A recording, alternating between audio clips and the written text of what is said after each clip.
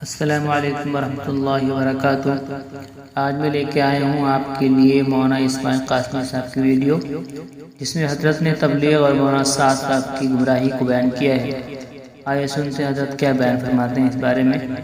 دعوت و تبلیغ کے عنوان سے شہر میں آج جو ماحول ہے، بہت دکھ کے ساتھ کہنا پڑتا ہے کہ آج دو مرکز بن چکے ہیں، جماعت دو حصوں میں بٹ چکی ہے، اور اس اختلاف کا بہت بنیادی سبب یہ ہے کہ آج دعوت و تبلیغ کے ذمہ داروں میں سے ایک ذمہ دار نے وہ اس طرح کی باتیں کی ہے کہ جو دین سے میل نہیں کھاتی۔ اہل سنت والجماعت کے 1400 سالہ علماء کا جس بات پر اتفاق تھا، اس سے اختلاف کر کے باتیں کی جا رہی اور اصلاح کی کوشش کی گئی تو اس کوشش کو نکار دیا گیا۔ دارالعلوم دیوبند کی طرف سے جب اس پر نکیر کی گئی اور فتویٰ دیا گیا تو آج دارالعلوم دیوبند کی توہین کی جا رہی ہے۔ ان مفتیان کرام اور دارالعلوم دیوبند کے اساتذہ کرام جنہوں نے تمام باتوں کو دیکھنے کے بعد فتویٰ دیا تھا، آج یہ کہا جا رہا ہے کہ ان کو پیسہ دے کر کے فتویٰ لکھوایا گیا۔ آج پوری دنیا دارالعلوم دیوبند کے فتوے پر اعتماد کرتی ہے اور ساری دنیا کے علماء دارالعلوم دیوبند کے فتوے سے اتفاق کرتے ہیں۔ ایسے حالات کے اندر ایک شخص کی حمایت میں اس طرح کی بات کہنا دین سے انحراف ہے اور غلو ہے، اور یہ چیز جس پر 1400 سال سے امت کا اتفاق رہا ہے، اس سے انحراف کرنا دین نہیں ہے۔ انبیاء کرام علیہم الصلاۃ والسلام کی توہین کرنا، ان کا استخفاف کرنا اور دین کے دیگر شعبوں کو لا یعنی قرار دینا اور بیکار کہنا، ظاہر بات ہے امت کا یہ طریقہ نہیں رہا ہے۔ لیکن آج انہی باتوں کو لے کر کے ہمارے شہر میں تبلیغی جماعت میں دو حصے ہو چکے، ایک دوسرا مرکز بن چکا ہے۔ شہر کے علماء کرام اس بات کی کوشش کر رہے ہیں کہ دین سے ہٹ کر کے جو باتیں دعوت و تبلیغ میں در آئی ہیں، جو حضرت مولانا محمد الیاس صاحب رحمۃ اللہ علیہ، حضرت مولانا محمد یوسف صاحب، حضرت مولانا محمد انعام الحسن صاحب، جنہیں حضرت جی ہونے کا خطاب دیا جاتا تھا، ان کے طور طریقے سے ہٹ کر کے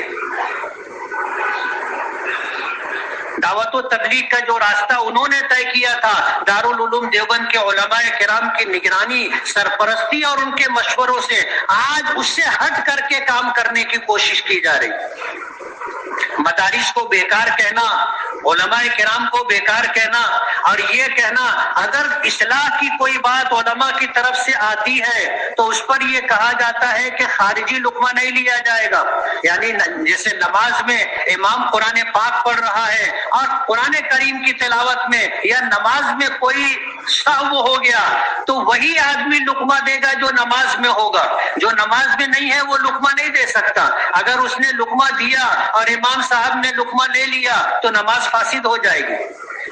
دعوت و تبلیغ میں جو خرابیاں در آئی ہیں، جب ان کی اصلاح کی علماء نے کوششیں کی تو یہ کہا جانے لگا خارجی لقمہ نہیں لیا جائے گا۔ نہ گشت کرتے، نہ 3 دن اور 3 دن لگاتے، نہ سال کا چلہ دیتے، نہ زندگی میں 2 مہینہ اور 4 مہینے کی ترتیب ہے، کچھ نہیں ہے، باہر کے ہو تمہاری بات نہیں سنی جائے گی۔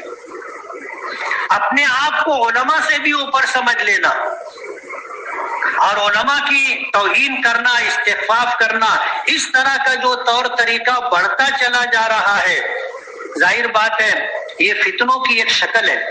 اللہ پاک پوری امت کی اس سے حفاظت فرمائے۔ آج ان حالات کے اندر جب کہ مدرسے دین کی بنیادی خدمت انجام دے رہے ہیں، دعوت و تبلیغ سے جڑے ہوئے ہمارے شہر کے لوگ بولتے ہیں مدرسوں کو چندہ مت دو۔ کچھ نوجوان جو ابھی دعوت و تبلیغ میں لگے بہت پرجوش ہو گئے۔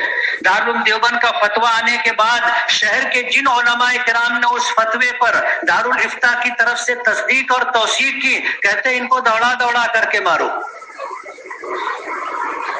یہ وہ باتیں ہیں جو ہمارے شہر میں چل رہی ہیں۔ دکھ کی بات یہ ہے کہ ہمارا شہر مدرسوں کا، مسجدوں کا، علماء کا شہر کہلاتا ہے۔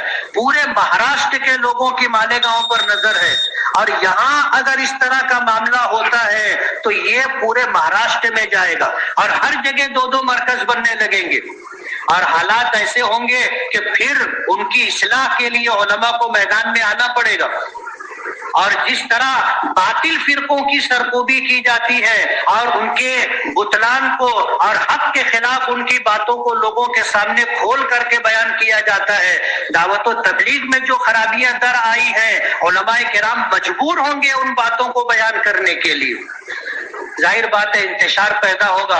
امت میں ایسے ہی انتشار کی کمی نہیں ہے. آج ہمارا دین، ہماری شریعت، ہمارا قرآن، ہمارے مدرسے، ہماری مسجدیں، ہمارے خانقاہیں، ہمارے قبرستان، ہمارے علماء اور دیندار طبقہ سب فرقہ پرستوں کی نظر میں کھٹک رہے ہیں اور ان کو ختم کرنے کی منظم سازش اور کوشش ہو رہی ہے.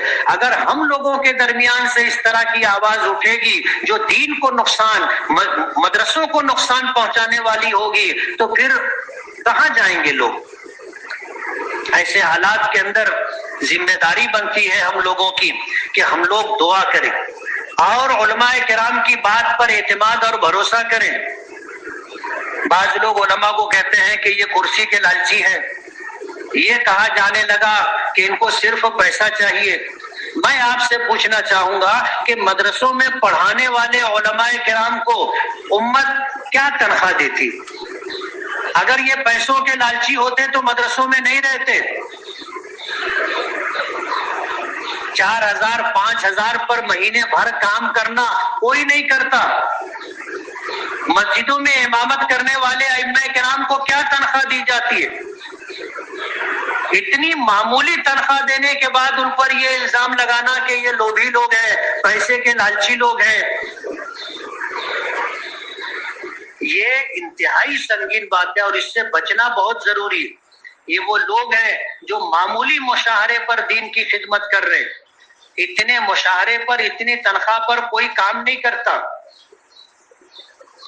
علماء کے بارے میں اس طرح کا استخفاف اور توہین آمیز باتیں کی جا رہی ہیں جو بہت نقصان دہ اور دین کے لیے بہت خطرناک ہیں. اللہ تعالیٰ فتنوں کے اس زمانے میں ہم تمام کی حفاظت فرمائے اور دین کی آبیاری اور دین کی خدمت کے لیے اللہ ہم لوگوں کو قبول فرمائے. وآخر دعوانا ان الحمد للہ رب العالمین.